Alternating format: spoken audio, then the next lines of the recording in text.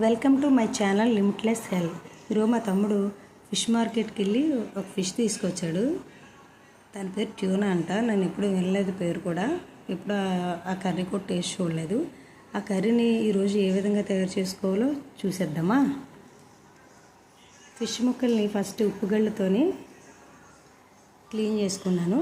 మళ్ళీ అందులో మ్యాగ్నేట్ చేసుకోవాలన్నమాట. ఫస్ట్ అందులో ఉప్పు వేసాను, కారం వేసి కొంచెం పసుపు వేసి మ్యాగ్నేట్ చేసి పక్కన పెట్టుకున్నా. దానిలో కావాల్సిన ఇంగ్రీడియంట్స్ అన్నీ కూడా రెడీ చేసుకున్నాను అనమాట. ఇప్పుడు స్టవ్ మీద బాండీ పెట్టి అందులో ఆయిల్ పోసాను.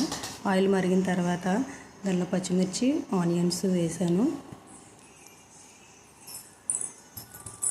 ఆనియన్స్ వేగిన తర్వాత